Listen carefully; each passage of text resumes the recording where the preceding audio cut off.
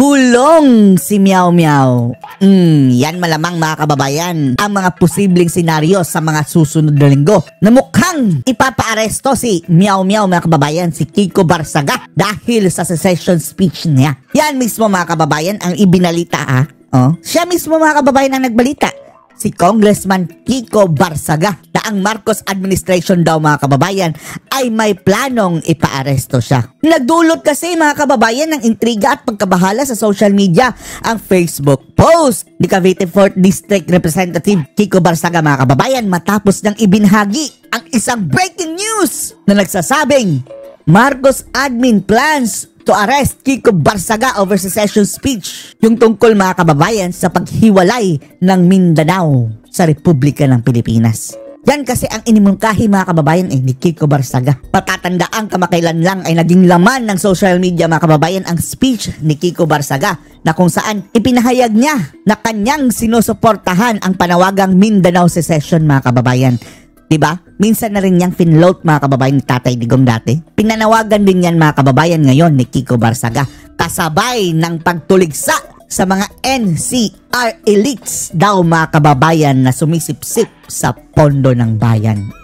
Binigyang diin ni Barsaga mga kababayan na makatuwiran ang panawagan ng mga taga Mindanao para sa kalayaan. Dahil sila umano ay matagal nang binaliwala, pinagsamantalahan ng sentral na pamahalaan. Pero sa ngayon mga kababayan, wala pang kumpirmasyon ang Malacanang o ang DOJ mga kababayan kaugnay sa di umanong pag-aresto kay Kiko Barsaga.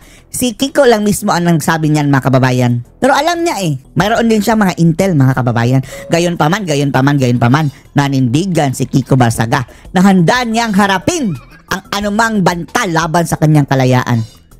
Alang-alang sa katotohanan at hustisya. The following weeks mga kababayan, malamang siya na ang tatrabahuin dahil ngayon, alam nyo, sinampahan na ng kaso si Chavit Singson mga kababayan ng ombudsman. Di ba? Gobyernong Bangag, Chavit Singson, mukhang ipapakulong na din ni Bangag mga kababayan. Samantala sa kaugnay na issue dito mga kababayan hiramin po muna natin itong diskusyon ni Maharlika tungkol dito sa posibleng pag-aresto kay Kiko Barsaga. Maharlika, pasok! Si Kiko Meow Barsaga, aarestohin ba siya? Patungkol ito sa kanyang Posible mga kababayan. secession speech noong 2 days ago. Paghihiwalay ng Mindanao. Actually mga kababayan, kung inyo talagang tatanungin, hindi lang Mindanao ang gustong magsisid mga kababayan o gustong humiwalay. Sasama daw ang taga Visayas. Gagawin ng Vismin mga kababayan. Republic of Vismin. Tapos yung taga mga kababayan Luzon, doon na lang daw. Hihiwalay. Si Bangag mga kababayan ang leader. Samantalang sa Vismin, gagawa ng sariling country. Na yung mga taga Mindanao, maraming mga nananawagan na nagmumungkahi na maghiwalay na ang Mindanao. Actually, sinabi ko yan dati yung Mindanao. Si Tatay Digong din. Yan din nasabi If worst comes to worst, bigyan na lang ng independence ang Mindanao mga kababayan. Pwede namang parte pa rin ng Pilipinas pero autonomous na mga kababayan. Hindi na sila aasa ng... Ang nangyayari kasi ngayon mga kababayan, resources ng Mindanao, pera ng Mindanao, lahat tinatapon sa Luzon mga kababayan tapos mag-aantay na lang sila ng kung anong babutil-butil na binabalik sa kanila mga kababayan. Kaya nga, halos lahat ng mga mahihirap na probinsya dito sa ating bansa mga kababayan, halos lahat andun sa Mindanao. Dahil napapabayaan na Pinagpikit-balikat lang mga kababayan. Hindi lang ako, napakadaming gusto niyan, mga taga Mindanaoan, na kung pwedeng maghiwalay na yung Mindanao sa Luzon dahil sa talamak na korupsyon. And for your information mga kababayan, yung Mindanao, mas malaki pa yan sa Singapore. Ang Singapore is isang country na mga kababayan yan napakayaman. Pati Visayas mga kababayan. Parang gusto na rin humiwalay. Pero kung talagang hiwalay ang Mindanao, mas favorable sa kanila mga kababayan dahil andun lahat sa kanila ang resources mga kababayan, food basket, hindi sila magugutom. Tapos mag-i-improve din sila mga kababayan. And then, yung sa Mindanao, walang bagyo. Kung mayroon mang bagyo mga kababayan, andun lang siguro sa bandang itaas. Pero bihira lang, hindi kagaya ng mga kababayan. Talagang sa Luzon at Visayas. Kaya strategic mga kababayan location talaga. Lalong-lalo na andyan ang mga Duterte. good governance ang kanilang mga kababayan alas dyan sa Mindanao. Post kasi si Kiko, sinasabi dito na mukhang may planong arestuhin Marcos administration from Kiko Barzaga post, no? Si Kiko Barzaga mismo ang nagsabi niyan, mga kababayan. Marcos administration plans to arrest Congressman Kiko Barzaga over secession speech. Ayan yan. So ano ba yung secession speech niya? Pakinggan muna natin kung ano secession speech Pakinggan natin niya. ha. My fellow citizens, it's now My fellow citizens. time for us to heed Mindanao's calls for secession. As the second largest island in our country with a population of almost 28 million people, the interests of the people of Mindanao is not one we can ignore or consider as less important than those of the people of Luzon. In the past 3 years, the Marcos administration has been criticized for its biased policy. Oo nga, no, di ba? Pagdating sa mga kababayan, pagdating ng Marcos administration, alam nyo ba ang ginawa? Nilumpo ang mga project sa Mindanao, mga kababayan. Yung Mindanao Railway, kauna-unahang release sana ng Mindanao, mga kababayan. Wala. Kinansila ni Bangag. Ginamit ang pondo sa ayuda.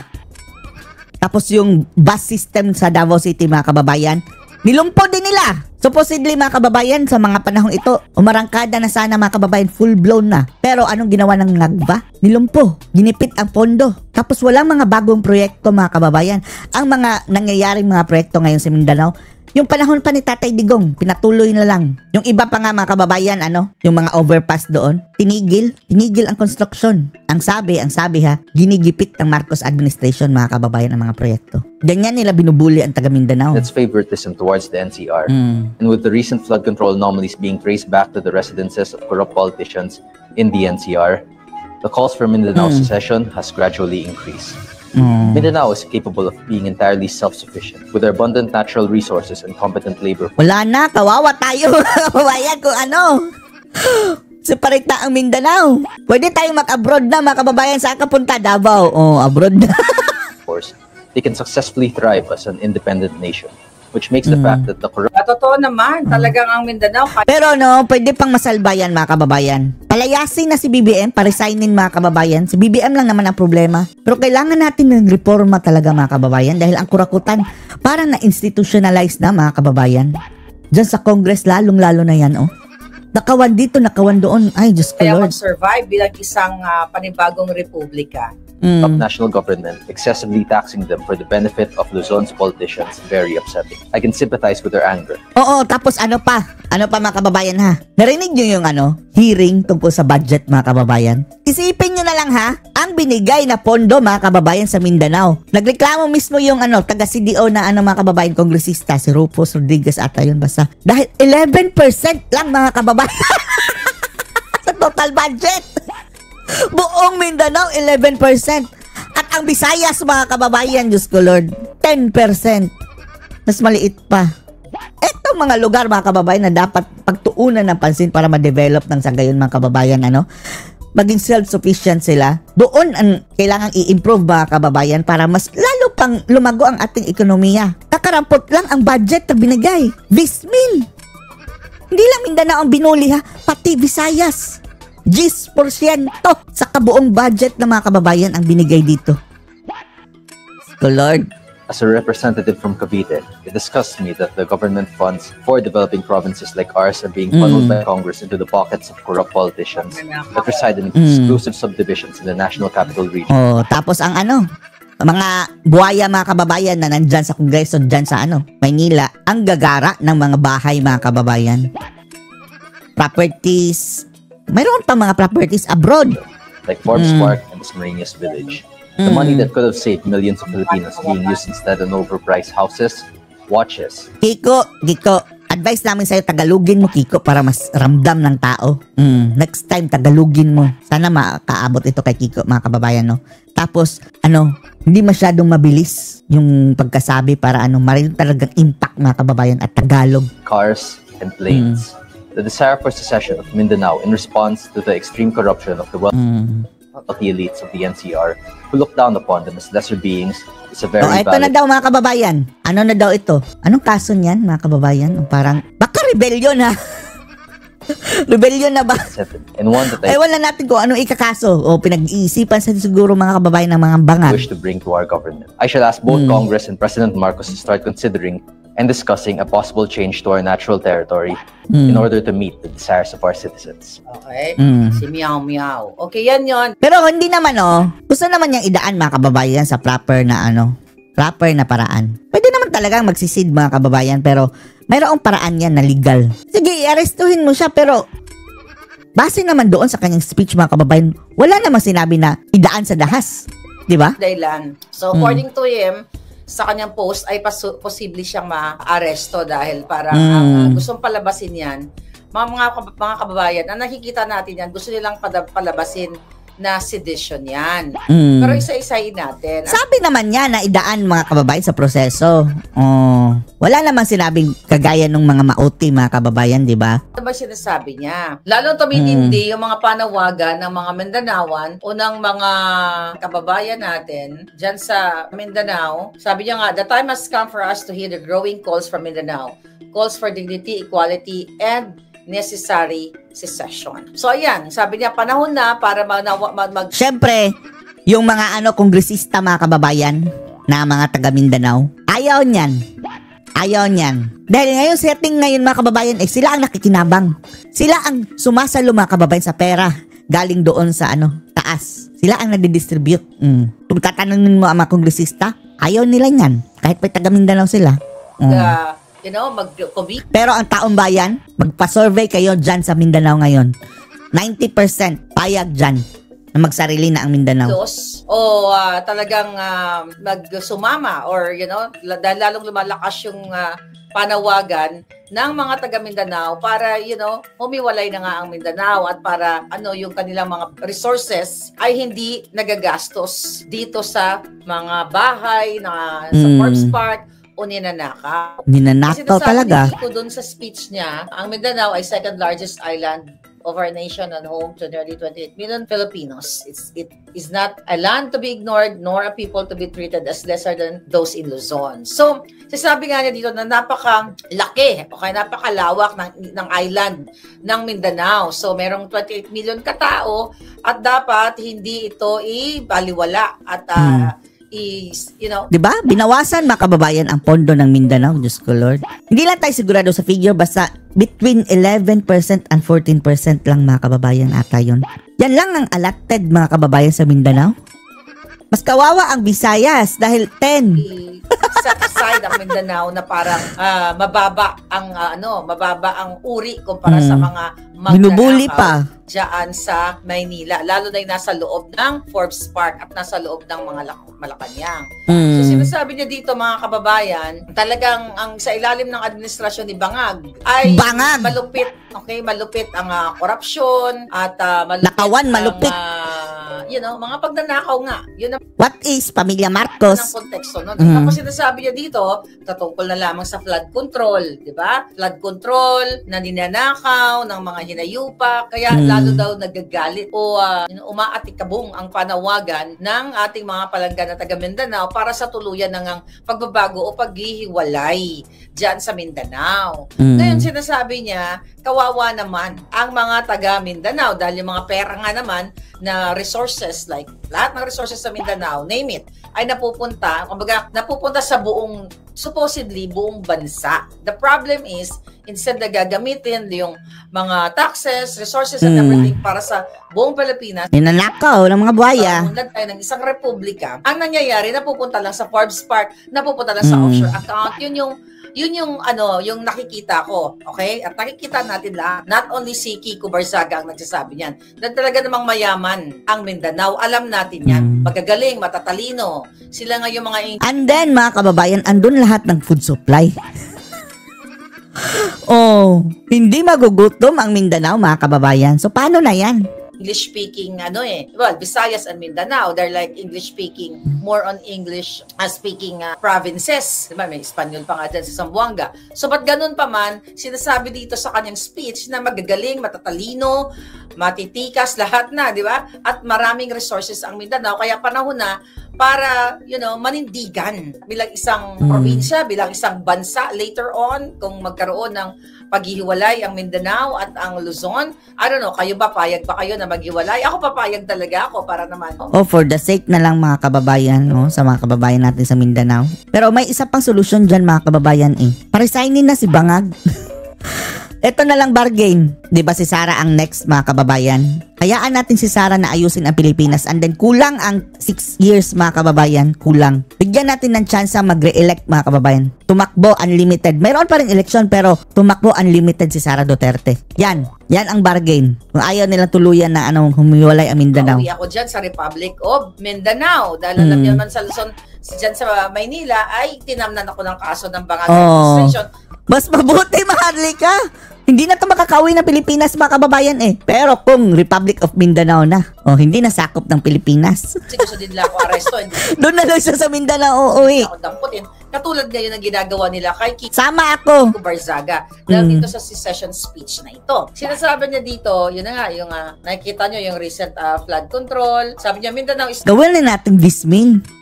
Republic of Vismin. Bahala na yung Luzon, mga kababayan. Not a burden to the Republic. It's a region rich in resources, blessed with skilled labor and capable of sustaining itself. Yet the corrupt national government continues to overtax and exploit its wealth for the benefit of a few in the capital. Overtax talaga, no? Natin.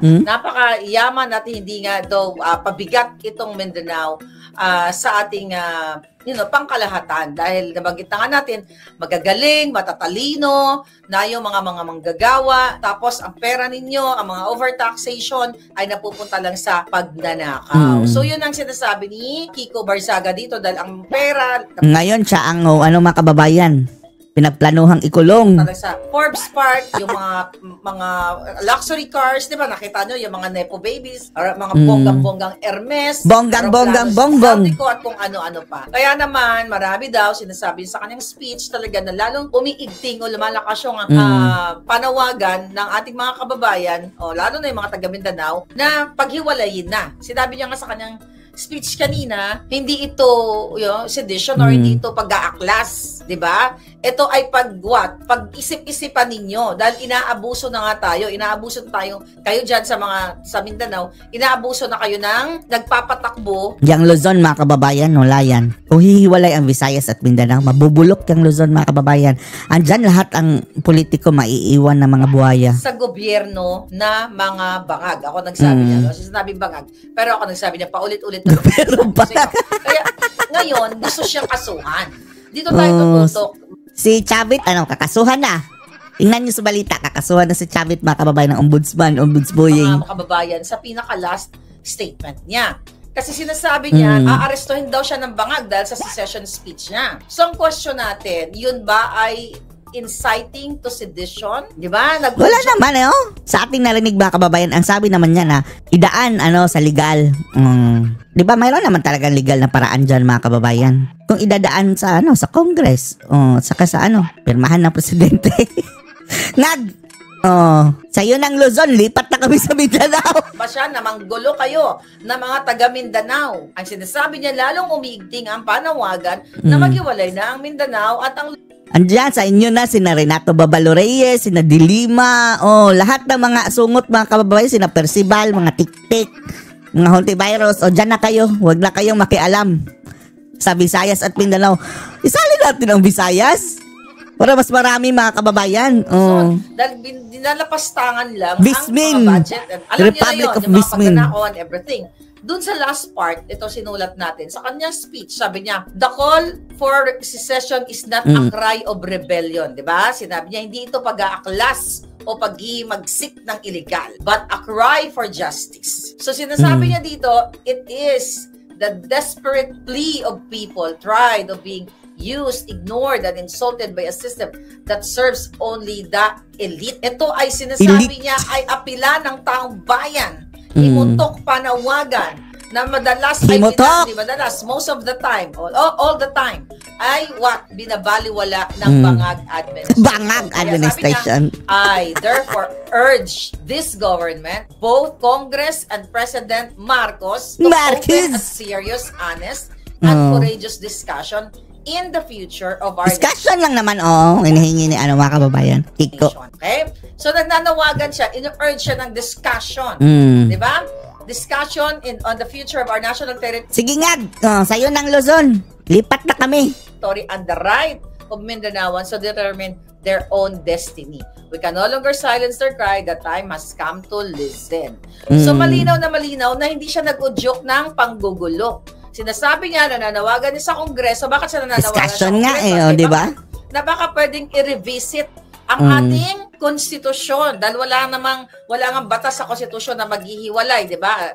Na pwedeng paghiwalayin itong ating mga Luzon, Visayas, Mindanao. But baka Sana eto na lang. Kung hindi pwedeng hiwalayin talaga mga kababayan na bansa, bigyan na lang ng independence. Independent Luzon, independent Visayas, independent Mindanao. Mayroon silang autonomy mga kababayan. May sariling gobyerno na hindi umaasa mga kababayan sa sa central. Ganyan. pwede pag-usapan. Yun ang sabi niya, nananawagan siya, di ba? Both Congress and Bangag. Di ba? Malinaw yun. Dahil kung tapat si Bangag, which is hindi naman talagang tapat sa taong bayan, di ba? So, ang punto de vista dito ni Kiko na bisitahin, ako pala nagsabi nun, i-check yung ating national territory law, di ba? Tapos pakinggan yung boses ng mga Mindanaoan na baka pwedeng paghiwalayin na. Magplebisito ngayon, panalo yung hihiwalay ang Mindanao mga kababayan. Panalo yan. Process, di ba? Pwede naman magkaroon Pustahan tayo. Referendum o pagbubutuhan or referendum o plebisito na tinatawag na taong bayan ang magsasabi sa Mindanao, hiwalay ba kami or what, di ba? Pagbubutuhan. Pero it's a long process. Alam naman natin yan. It's a long process. Ang bottom line dito, nagsalita lang, freedom of speech niya yun. Na baka sakali, dahil sa boses ng mga Bisaya at ng mga taga Mindanao, nasukang-suka na sila sa pagnanakaw ng mga demonyo. Makakauwi na si Maharlika mga kababayan dahil hindi na parte ng Pilipinas ang Mindanao. Palipatin mo na lang sa Mindanao ang iyong mga family members, Maharlika. Sa Malacanang, not actually sa entire Luzon, sa Malacanang, sa Kongreso, sa Senado, baka naman pwedeng i-revisit o tignan natin ang National Territory Law na baka pwede na maghiwalay ang Mindanao. Sabi nga natin, hindi kadali. Pero hindi ito dahilan na pwede na gusto na nilang arestuhin si Kiko Barzaga.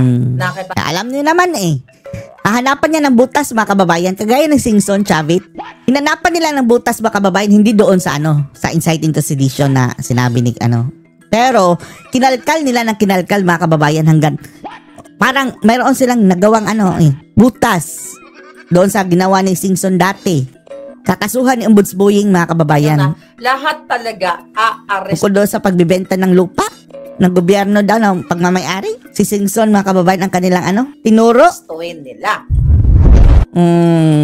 Samantala mga kababayan, proceed tayo dito sa another discussion mga kababayan ni Senator Marcoleta. Kahit wag mo nang gamitin ng insertion. Amendments na lang. Hindi, wag mo rin gamitin ng amendment. Gumamit ka ng iba. O sabihin mo, saging na saba. Naitago na lang natin sa pangalang Jonel mga kababayan. Yun din yun Nadagdag din yun Opo.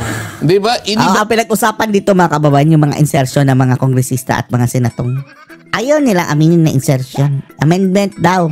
Kahit hindi daw gamitin ang amendment mga kababayan na word. Basta iba sa NEP mga kababayan, National Expenditure Program. Kapag maiba dyan, insertion na yan. Kahit pa sabihin nilang, saging naman ito na saba hindi ito insertion. Same thing. Sa dating nakalista yun Yun. Binigyan ka ng kapamahalaan na maglagay ka ng sarili mo Dati wala naman yun Wala. Anong ginagawa yung NEP? Kinonsulta ka ba? Hindi ka naman tinanong Bakit nung bago matapos ang GAA, bakit ikaw nakapaglista ka? Nakapaglista. Ibig sabihin yan, nakapanaig din yung kagustuhan mo So masama ba kung halimbawa, ako bilang isa sasabihin ko, pasimulan po natin yung transparency. Okay. Halimbawa, sabihin ko sa mga kasama ko, at least sa Senate. Opo, yung dalawa wala akong kapangyarihan sa House of Representatives. Sa Senate, sasabihin ko, mga kasama, huwag na tayong pumayag na magkaroon ng insertion or amendment. Ano man ang katawagan, simulan na natin ngayon sa 2026. Good. Sige, Marcoleta, i-push mo yan. Huwag na tayong dapat lahat kayo Talagang lahat mga kababayan, pati kongresista, walang insertion dapat. Pero isa lang si Marcoleta mga kababayan. Matatalo siya sa botohan mga kababayan dahil mga buaya ang karamihan dyan. Gumamit o magpagamit, ano man ang gusto nyo sabihin dyan. Wala na pong insertion, wala nang amendment, at least sa panig ng mga senador. So ibig sabihin po nun, di wala na yung allotment, allocable, mga ganun. Kung ano man yung katawagan, kung may allocable, kung merong leadership, kung ano-ano. Ang program na, Alisin na. Wala na. Aalisin na po doon sa NEP yun. Ganun Para lang maging Hindi. Yung allocable. Ang problema kasi mga kababayan, yung DBM mismo, nag-a-allocate mga kababayan ng portion para pakain sa mga buhaya. transparent. Para ngayon walang masabi, para walang nag-aaway-away, walang nagsisintimiento, walang pumapalag. Yan ang gusto natin mga kababayan. Alisin na lang natin itong source of corruption ng mga buhaya na tinatawag nilang allocation mga kababayan sa kanilang pondo para sa kanilang mga proyekto.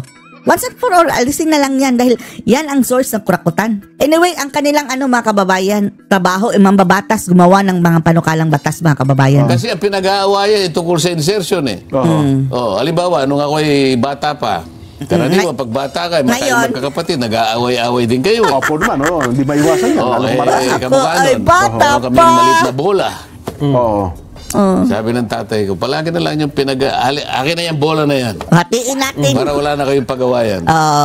Para walang pag-awayan. Kunin na lang. Opo. Wala na kaming pag-awayan ngayon. Ang sinasabi ko, para wala nang panag-aawayan at Kunin na lang ang bola. at wala nang intrigahan, Natawag ay insertion. wala nang Alisin na yun. Ibig sabihin, aalisin na po yung insertions na yun. para sa akin, kasobrahan lang yun eh. Taba lang daw mga kababayan. 1 trillion. Isipin nyo. Teka, parang Kung walang insertion, paano mangyayari? Kung ano yung NEP, yun na yun? O hindi ba pinag-uusapan natin kaya una itatag, yun nga yung ayan na yung pangangailangan natin. Yan ang pangangailangan. Studied yan mga kababayan yung NEP. Di ba? Yun ang inaaral lang lahat. Ang problema, andun sa NEP mga kababayan, ang DBM mismo at saka yung executive mga kababayan, nilagyan nila ng 450 billion na allocable mga kababayan para sa allotted for the crocodiles. So paano na yon? Paano madidistribute yun? Hindi naman natin binabawasan yung di ba? Di ba 6.7 din? 6.7 trillion nga po. Ayusin na lang yun Ayusin na lang. Pinakamaganda nga siguro may panahon pa. October na ngayon, Tapos, mga kababayan, malapit na mag-January. Hindi na naman yan matatapos sa mga bangag. Bawasan pa natin. Halimbawa, yung 6.7. Yung pala nakasaksak pala. Tanggalin na lang yung 450 billion mga kababayan na allocable. Aside pa dyan mga kababayan, mayroon pa silang mga unprogrammed, alisin din yun. At yung mga mga kababayan, iba't ibang mga kalokohan nila na aabot lahat mga kababayan sa 1 trillion. Yung allocable at saka yung Sabi nyo nga po, cholesterol yun Hindi mo kailangan kung halimbawa, pilipitin na natin yung katawan. Ngayon, lahat ng mantika niya. Lalabas na halimbawa, yung 6.7. Unahin ang mantika ni Romualdez. Jen. Opo. Magalis tayo ng 1 trillion. 5.7. Wala namang nawala kasi taba lang ang inalis natin Yung allotment lang wala naman tayong vitamin ang inalis Ang inalis natin, kolesterol. Pero ipapanukala nyo yan sa kasama nyo sa Senado, papayag kayo sila dyan. Pinapanukala ko. Mas maganda siguro. Bakit ka mo? Palagay mo ba hindi kakatigan kung halimbawa lahat naman ang kagustuhan mailayo kami sa ganung klaseng mga usapin. Malalayo pa kayo sa kaso na maiiwasan yung issue mga kababayan na na nagnakaw kayo dyan na ng SOP ganyan. Wala nang pondo si Hontiveros mga kababayan. Wala nang flood control na 3 billion per year. So, teka, mabigat yung panukala nyo sa ewan lang natin kung papayag sila dahil alam na natin yung mga buhaya mga kababayan buhaya nga. Paano magiging mabigat? Hindi ba parang practical? Nag-aaway sila.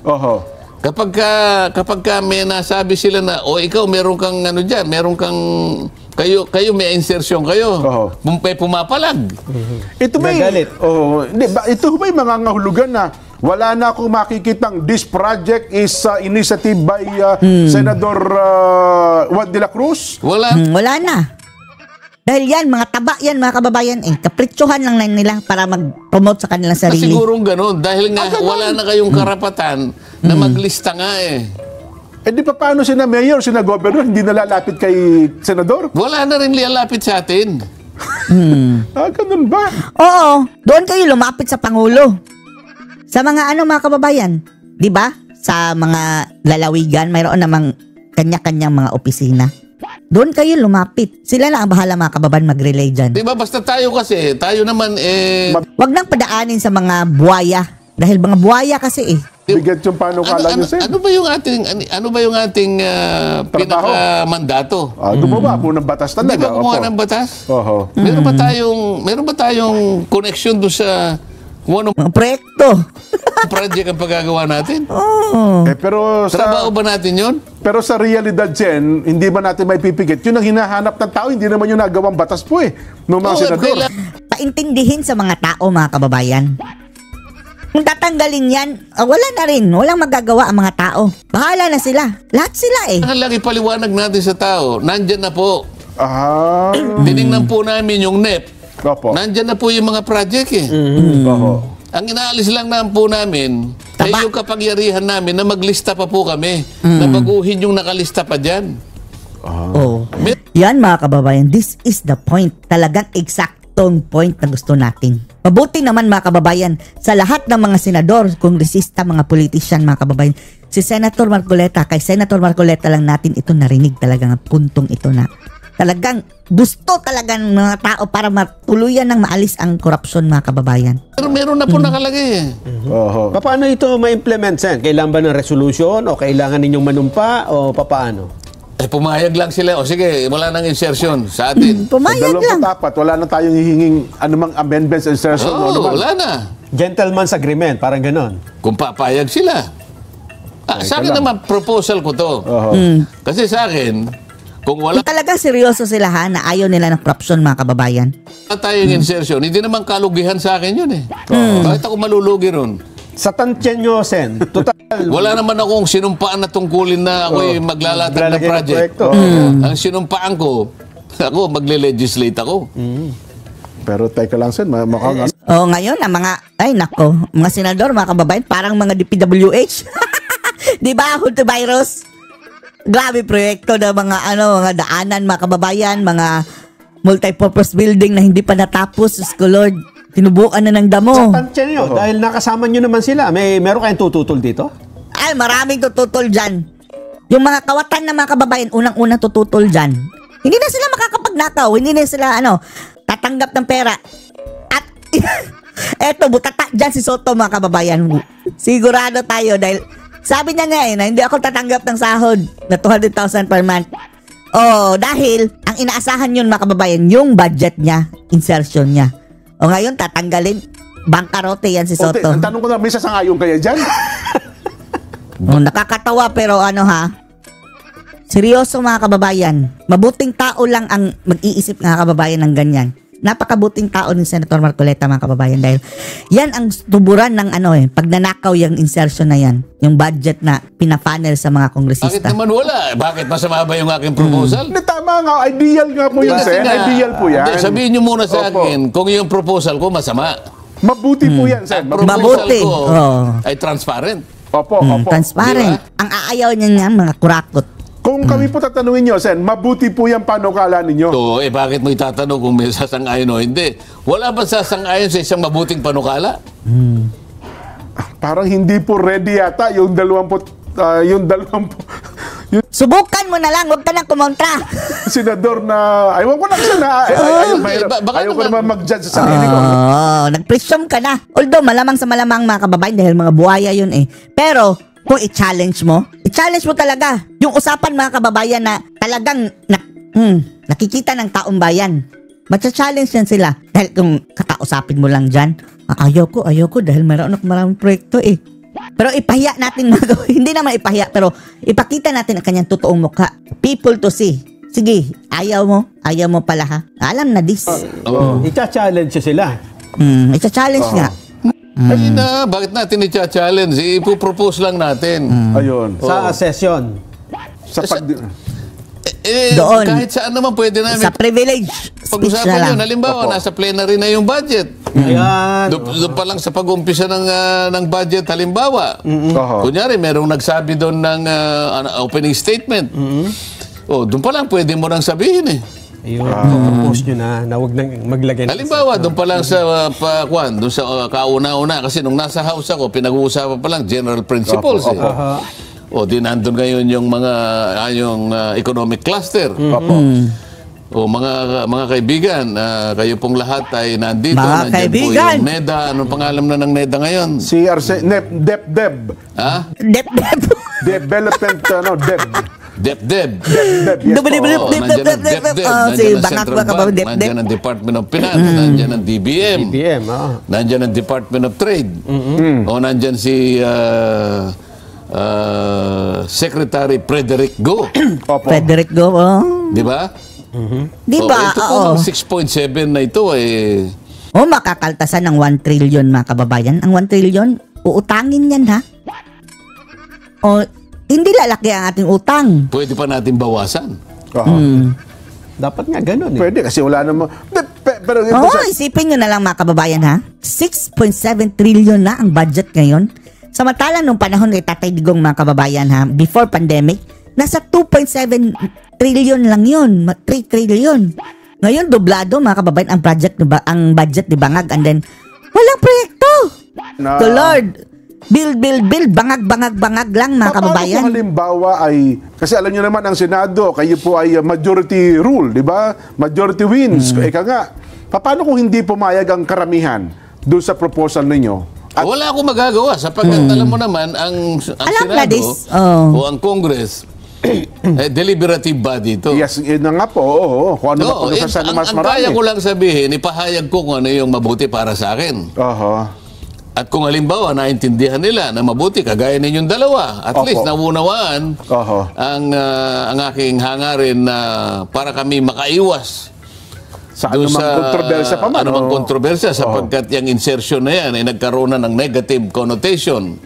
Nagkaroon ng masamang impresyon sa ating mga kababayan.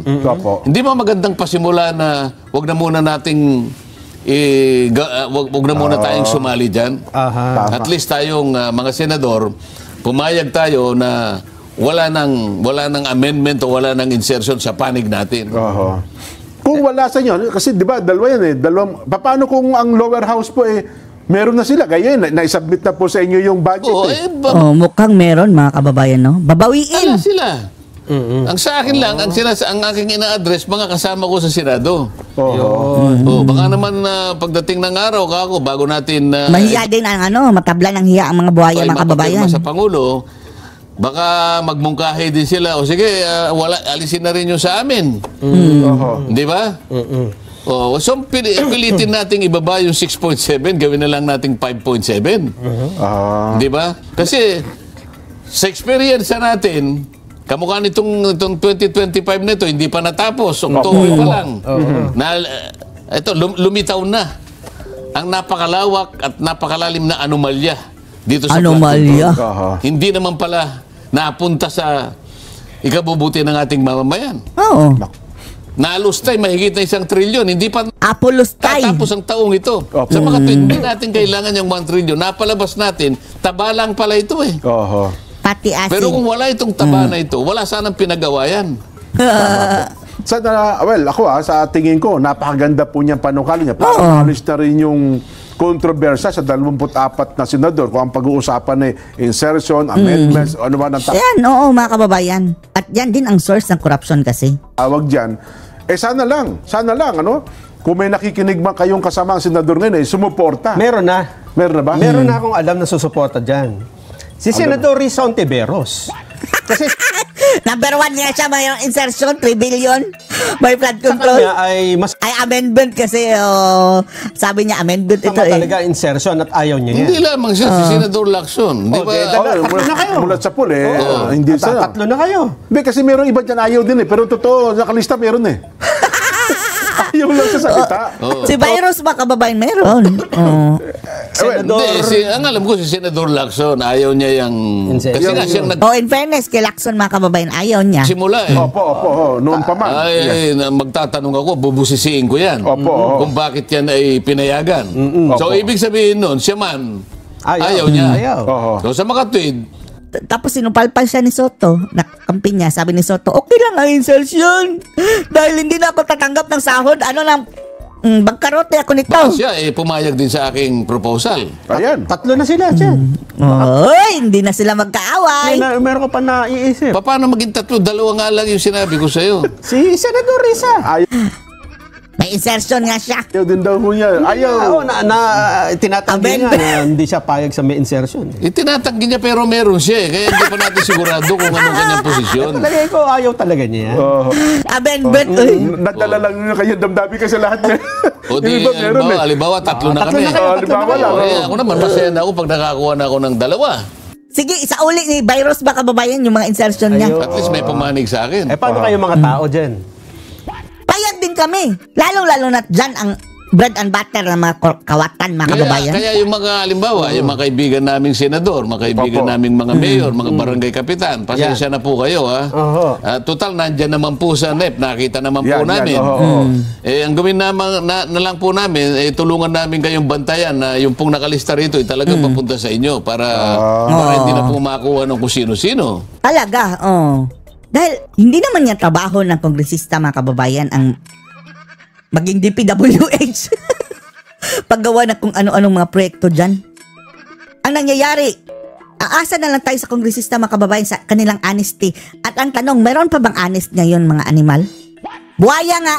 Buti sana kasi meron hong mga governor, mayors, LGUs na wala namang kayo kausap doon sa national government. Hindi sila nakakalapit. Hindi napapasok yung proyekto po nila sa lokalidad. Ay, nandun, nakita ko yung sinasabi mo, naintindihan kita. Maaring manlumo sila dyan, maaring malungkot sila. Ano pong gagawin ko? Meron pong isa sa amin na nagsabi, bubusisiin niya pagka merong insertion.